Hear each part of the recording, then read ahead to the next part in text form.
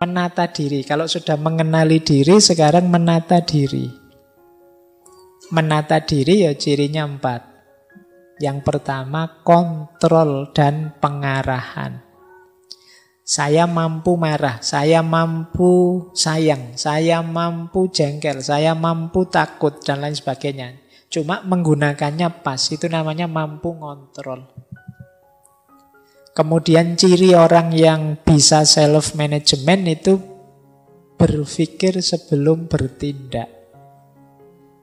Mikir dulu, jangan pukul dulu, mikir belakangan. Dibalik, jadi dipikir dulu. Apapun yang mau dilakukan, coba dipikir dulu. Itu namanya kemampuan self-management. Berintegritas dapat dipercaya. Jadi orang yang teguh pada prinsip, pada nilai, pada pendiriannya. Ini namanya orang yang berintegritas. Dan dia dapat dipercaya. Jangan takut dengan saya jujur kok. Saya kalau disuruh jaga rahasia, ya saya jaga beneran. Nah, ini namanya berintegritas. Kemudian mampu beradaptasi menghadapi keragaman. Seperti tadi ya, seperti sabuk. Tadi kita lentur menghadapi perubahan-perubahan situasi. Ini ciri orang yang self-management, mampu menata diri. Strateginya 4 untuk memudahkan self-management. Yang pertama apa? Kendalikan self-talk. Self-talk itu vonis kita, penilaian kita, rayuan kita pada diri kita sendiri, itu self-talk. Jangan sering-sering bilang, aku kok begitu ya, dasar bodoh. Nah, ini self-talk.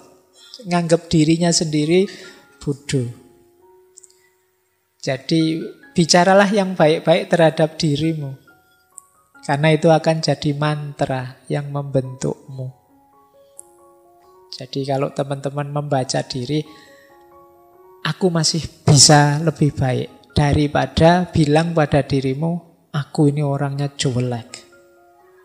Nah, jadi ini penting self-talk ini. Kita itu sering mensugesti diri kita secara negatif. Dan biasanya ya ke situ nanti diri kita terbentuk. Siapa sih saya ini, Pak? Saya itu hanya remah-remah. Iya, kan sering kemarin anak-anak bilang begitu. Ya kamu akan jadi remah-remah beneran. Akan lebih positif ya, masih banyak hal yang belum saya mampu Pak, tapi insya Allah tidak lama lagi yang ingin saya bisa akan saya kuasai. Nah, itu kan lebih positif, membuatmu bersemangat untuk berjuang. Jadi kendalikan self-talk. Kemudian hitung sampai 10. Ini sebenarnya adagium. Jadi hitung sampai 10 itu kalau mau melakukan apa-apa dipikir dulu. Wah, kurang ajar dia, ngomong jelek tentang aku di medsos, tak bales Sebelum bales dihitung dulu sampai 10.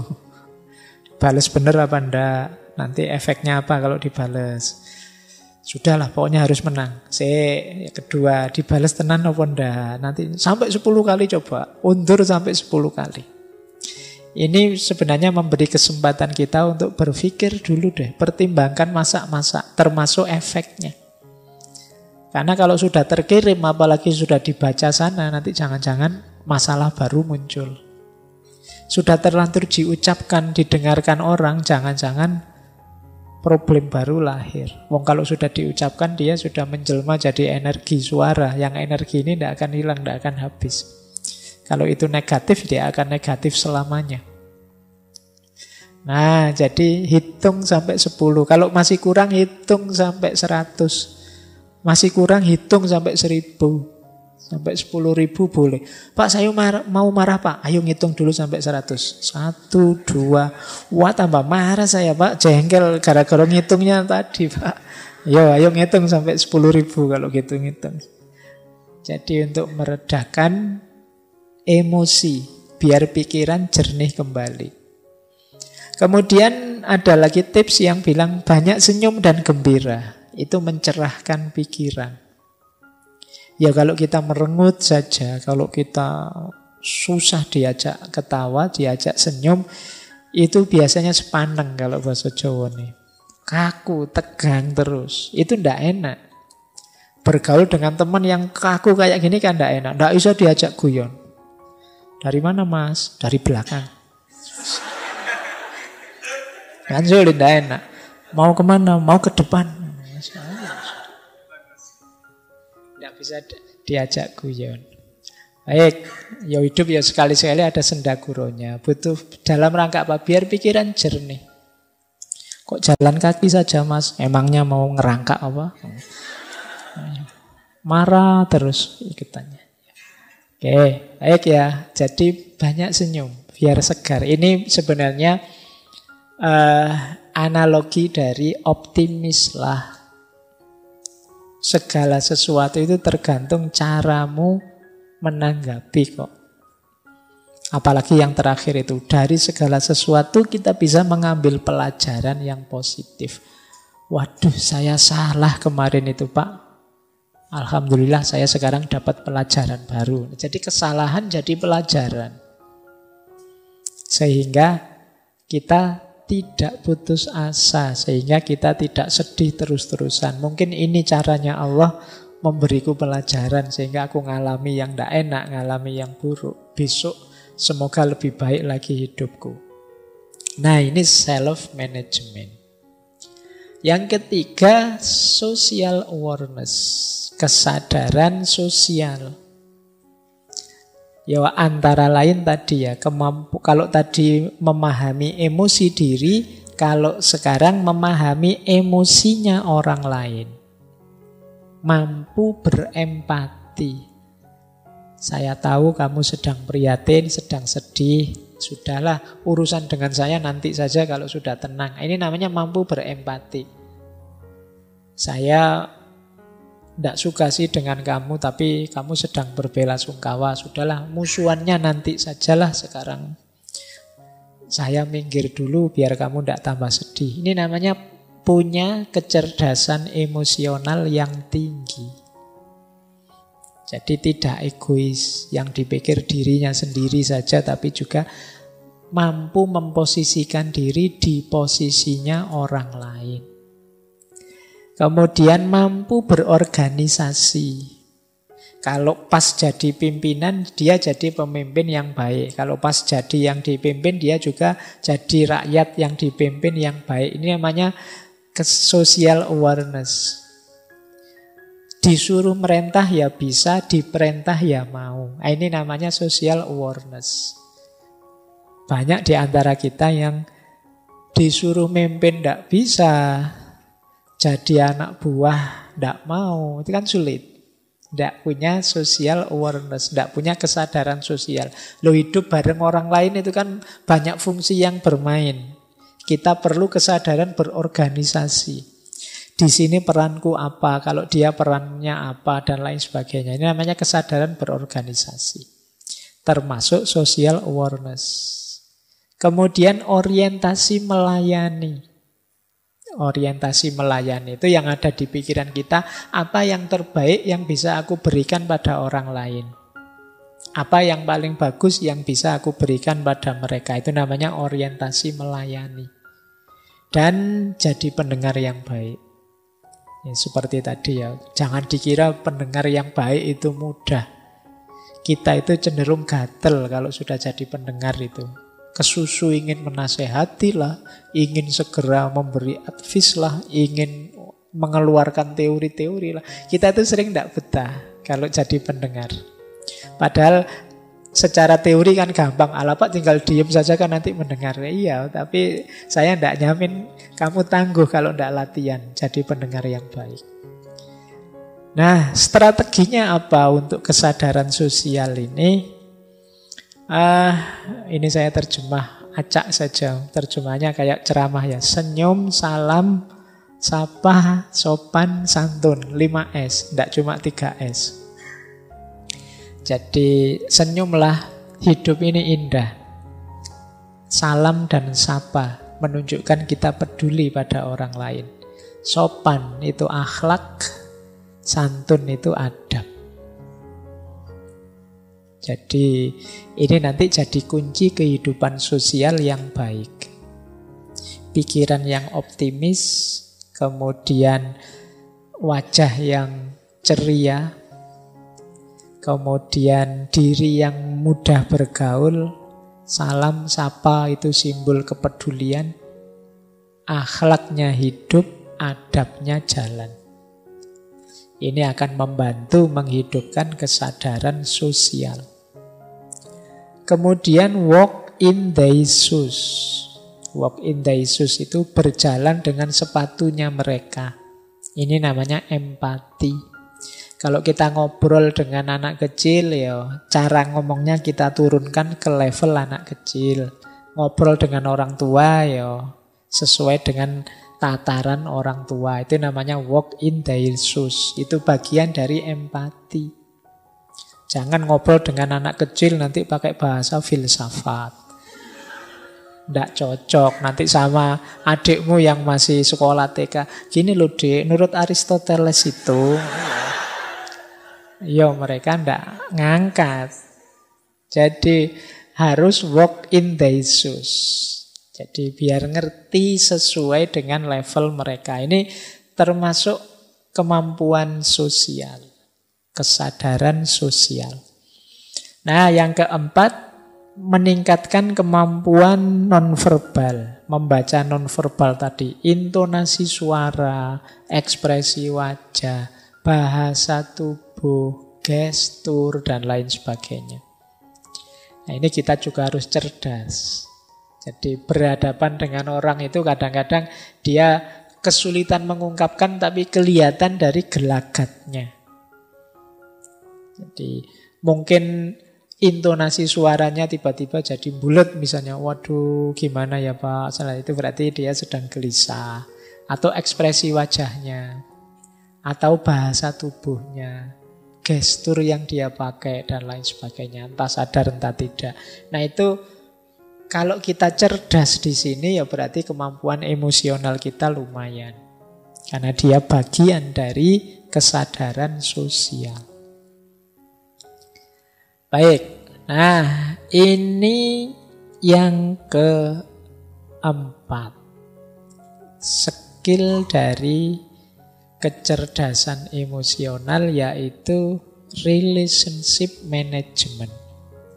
Jadi mampu mengatur, memanage hubungan dengan siapa saja. Tidak hanya harus dengan istri atau dengan anak atau dengan pacar.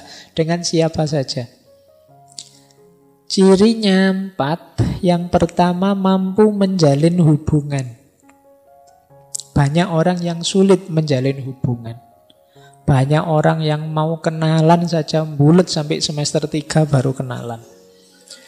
Itu berarti dia sulit menjalin hubungan.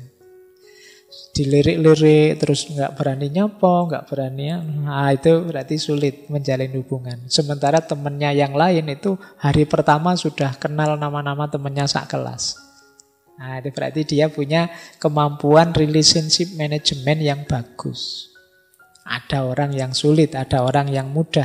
Tapi seperti saya bilang tadi, ini bukan harga mati. Jadi setiap orang bisa kok kalau memang ingin. Pak, saya ingin jadi orang yang ramah, apa bisa ya Pak? Bisa. Saya ingin jadi orang yang mudah dikenal, mudah dekat dengan orang lain, bisa. Nah, yang kedua, mampu menemukan dasar yang sama dan membangun kebersamaan. Jadi biasanya orang itu suka melihat aku dan kamu bedanya apa. Tapi orang yang punya kemampuan relationship management itu justru lebih melihat samanya apa. Wah, kita sama-sama senang ngaji filsafat nih. Meskipun nanti mungkin di medsos gegeran lagi. Tapi kan ada yang dilihat dasar yang sama. Jadi kalau Bhinneka Tunggal Ika itu yang difokusi yang ikanya. Jadi wah sama-sama orang Jogja. Meleset orang Jogjanya ya kita sama-sama Muslim. Meleset Muslimnya kita sama-sama Indonesia kok. Meleset Indonesianya kita sama-sama warga dunia. Meleset warga dunianya kita sama-sama manusia. Meleset manusia ya kita makhluknya Allah semua lah ya. Jadi ini namanya kesadaran membangun kebersamaan. Jadi selalu ada alasan untuk kita hidup bersama, saling rukun. Cuma memang orang itu biasanya lebih suka mencari basis yang berbeda. Wah, kamu pro kubu sana ya, berarti musuhku ini. Nah, terus begitu. Hari ini kan logika kita selalu begitu. Tidak, wah kamu pro kubu sana ya, enggak apa-apalah. Yang penting kan kita masih sama-sama Indonesia. Kubu sana juga Indonesia. Nah, ini namanya kemampuan menjalin hubungan dengan dasar yang sama. Lebih fokus melihat samanya. Wah kamu alirannya itu ya, enggak apa-apa, sama-sama Muslim kok kita. Sama-sama Indonesianya kok kita. Nah, ini namanya kemampuan menemukan dasar yang sama. Kemudian persuasif. Jadi persuasif ini biasanya lawannya agresif. Agresif itu ingin menguasai, ingin mendominasi, ingin menang-menangan. Tapi kalau persuasif, ya saling mempengaruhi dalam kebaikan dengan cara yang baik. Kadang-kadang diartikan membujuk, merayu, itu kan persuasi. Jadi karakter orang yang bagus, manajemen hubungannya itu persuasif. Jadi mendorong orang, membangkitkan orang tanpa harus mendominasi, tanpa harus memaksa, tanpa harus menyerang. Kemudian komitmen, dedikasi, dan melayani. Jadi hidup bersama itu kan biasanya kan ada kesepakatan-kesepakatan bersama. Ada keinginan bersama, cita-cita bersama. Nah, orang yang canggih pengaturan emosinya itu mampu berkomitmen. Jadi, wah ini urusan bareng-bareng kita bersama. Tidak apa-apalah saya sedikit berkorban. Yang penting keinginan kita bersama tercapai. Ini namanya komitmen. Kemudian dedikasi. Dedikasi itu yang mempersembahkan diri. Untuk demi kebersamaan. Nyambung dengan melayani tadi. Nah, strateginya jujur, terbuka, memahami. Jadi kalau kita jujur itu enak. Orang tahu apa yang kita inginkan, apa yang kita sukai atau tidak kita sukai. Kemudian terbuka. Orang terbuka itu enak karena dia masih bisa diajak ngobrol, dia masih bisa diajak diskusi, dia masih bisa saling menasehati. Karena kalau orang sudah tertutup, mengklaim dirinya yang paling benar, paling tinggi, paling baik, paling bagus, dia tidak akan bisa saling dengan kita. Dia pasti inginnya dia lebih tinggi, kita di bawahnya. Kalau sudah seperti ini, ya sulit untuk membangun hubungan yang baik. Makanya ada hadis yang menyatakan kita harus menolong saudara kita baik yang zalim atau yang mazlum. Zalim ini ingin berposisi di atas. Mazlum itu yang memposisikan dirinya di bawah. Dua-duanya harus kita tolong. Karena relasi yang zalim dan mazlum ini relasi yang tidak sehat. Bahkan relasi yang tabrakan dengan semangat tauhid. Jadi terbuka dan mau memahami. Mau menerima kritik, mau ngaku, mau memperbaiki kalau salah. Itu kan enak. Kita punya teman dikritik tidak marah. Kalau pas salah ya dia ngaku. Begitu sadar salah dia siap memperbaiki. Kita lebih senang teman yang seperti ini daripada teman yang mungkin pinter tapi ingin menang terus, ingin unggul terus, tidak mau disalahkan. Maka kembangkanlah mental ini kalau ingin jadi pribadi yang menyenangkan, disukai.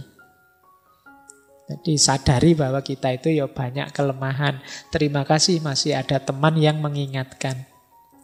Kemudian akui kalau kita memang salah dan siap memperbaiki. Nah, ini strategi kedua. Yang ketiga, mengakui yang dirasakan orang lain. Ini bagian dari empati tadi. Kalau ada teman curhat bilang saya sedih, oh iya, tidak apa-apa, yang sabar. Ya, ini namanya menerima dan mengakui yang dirasakan oleh orang lain. Kemudian hargai setiap momen kebersamaan. Jadi kan ada orang itu kalau pas bareng-bareng malah ndak saling peduli, saling cuek. Ya ini berarti kurang bagus relationship manajemennya. Lama ndak ketemu, begitu ketemu gimana kabarnya? Baik, terus sudah. Yang satu pegang HP ngadep sana, satu pegang HP ngadep sana. Nah, berarti momen yang sebenarnya berharga tapi jadinya tidak dihargai. Wah, kok sudah waktunya kita berpisah ya, padahal baru saja ketemu. Sejak tadi sebenarnya, wong yo tadi cuma ngelihat HP-nya terus.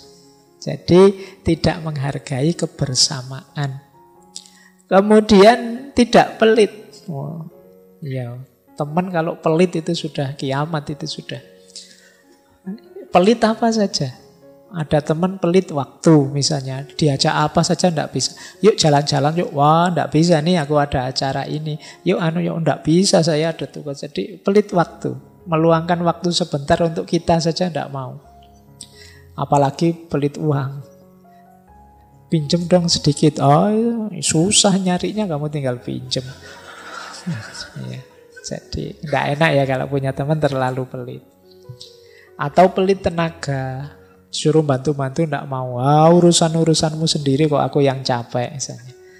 Nah, kalau ingin jadi pribadi yang menarik, yang cerdas secara emosi, ya mari latihan untuk tidak pelit. Ini sebenarnya pelajaran dari kurban. Ini besok kan kita mau berkorban. Dunia ini masih tetap tertib, aman, enak, nyaman karena banyak orang yang masih mau berkorban. Kalau semua orang egois, tidak mau berkorban, dunia ini mesti kiamat. Kalau orang tua egois, tidak mau kalah sama anaknya. Dia ingin enak sendiri, anak urusan nanti, itu keteteran mesti dalam keluarga. Anak juga begitu, tidak peduli orang tua, mesti kacau. Harus ada yang punya jiwa, punya semangat berkorban. Dosen misalnya, ya mungkin mengorbankan waktu, mengorbankan tenaga, mengorbankan biaya untuk mahasiswanya, wajar. Kalau dosen, aku enggak mau capek-capek untuk kamu, atau enggak mau ya sulit punya mahasiswa yang berkualitas. Jadi di antara rahasia relationship management itu ya kesediaan untuk saling berkorban, tidak pelit.